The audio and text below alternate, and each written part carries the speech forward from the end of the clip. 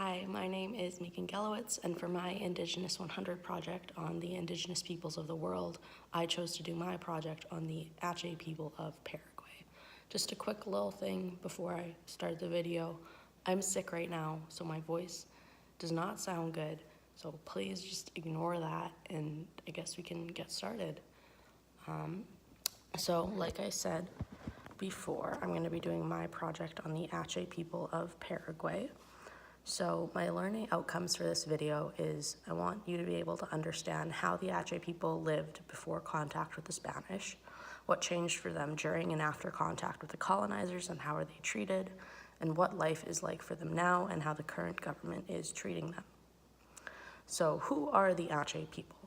The Aché people are an indigenous tribe that was once located in the Atlantic coastal forests of eastern Paraguay. Groups of allied bands with common dialect, rituals, and family relationships formed a larger political unit known as INDG, or Habitual Friends. There were 4 of these groups: the Northern Aché, the Yataruzu Aché, the Yapeti Aché, and the Nakunde Aché. So the 4 groups of Aché people. The Northern Aché roamed an area about 18,500 square kilometers between the Aché River and the Jiui River drainage systems. The Yataruzu Aché occupied a much smaller area south of the Northern Aché home range in the foothills of the Yataruzu Mountains. The Yapeti Aché occupied a similar amount of land as the Yataruzu Aché, but was the only group who supposedly practiced funerary cannibalism. And the Nakunde Aché were located at the core area of around 200 kilometers east of the Yataruzu Mountains in the headwaters of the Nakunde River. So for hunting, before contact with the Spanish in 1959, the Aché people were not accustomed to agriculture and were not sedentary people. They were hunter-gatherers, but the external limits of the hunting territory of each group was limited by tradition. The necessities of hunting limited the size of the bands to around 40 to 60 people, and the hunting grounds of each band were divided into subzones, successively hunted in the course of a cycle rotation in order to permit the reestablishment of ecological balance. So they had a bunch of different rituals, but I'm only going to go over a couple in this video. So when females went through puberty, when the girl got her first period, she was secluded from the rest of the band for several days, during which her parents and godparents carried out her initiation. The girl's face was covered with a hood made of woven palm before her godparents purified her with a mix of timbo shavings and water. Her hair was then trimmed short in the style of adult women. Men who had previously had sex with the girl would also undergo ritual purification. So when men went through puberty, when a boy first began to grow facial hair, his godfather used a sharp bone to perforate his lip in a lip piercing ceremony. When the wound healed, he wore a wooden lip plug in his lower lip. Both sexes underwent ritual scarification to culminate their initiation, though in the case of Aché boys, the scarification could happen years after he received his lip piercing. So when someone died, death rituals varied amongst the 4 Aché groups, though all of them shared the preoccupation with driving away the malevolent spirit of the dead. At a funeral, the newly deceased's possessions, a woman's baskets and mats, or a hunter's bow and arrows, were burned.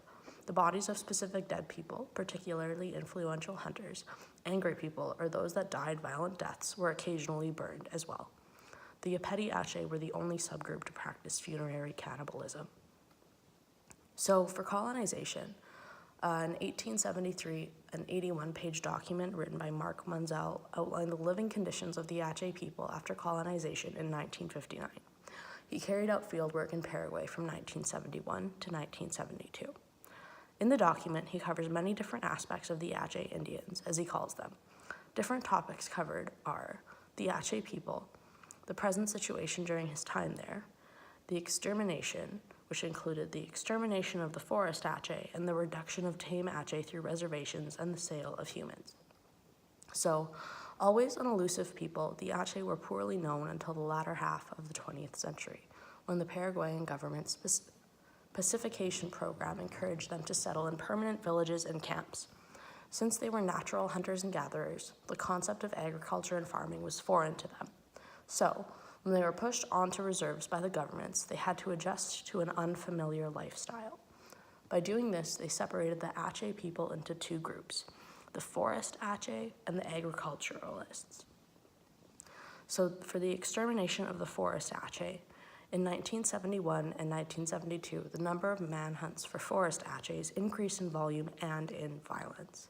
In 1968, a member of the armed forces and of the ruling political party wrote that the Aché were close to extinction due to repressive actions that follow any of their efforts to resist the occupation of their lands. In an interview of a Paraguayan anthropologist for ABC Color, it was stated that they are hunted, they are pursued like animals. The parents are killed and the children are sold, and there is no family of which a child has not been murdered. It also says that the price of Aché children was falling during that time due to the great supply of them. The price of an Aché girl was around $5 in 1972, which is equivalent to $29.32 now. So for the reduction of the tame Aché, they viewed reservations as a place for the Aché, who were considered to be a problem elsewhere, to be deported to. The government used these people to capture the Aché, who were seen as wild. Between 1962 and 1968, the number of Aché people on the reserve, he observed, went from around 110 to 68. This number becomes even more concerning when you take into consideration that the Aché were very fertile people. Causes of death included diseases such as tuberculosis, hunger, and a lack of care of resources. There wasn't a shortage of resources in the country. The resources were just not being distributed to Aché people on reserves. The people on the reserve were also sold and given away to outsiders, which also decreased the number on reserves. So what now? According to the Joshua Project, there are approximately 1,700 Aché people living in the world today. In 2014, the Aché people filed a criminal complaint of genocide and crimes against humanity committed against their people by various citizens, military, and officials in the Paraguayan government for their role in the displacement, murder, enslavement, and rape of the Aché from the 1950s through the 70s. Now, there aren't any really updates on the court case now, so it's still pending, but that's pretty much it. So here's a list of my sources that I used, and that's all.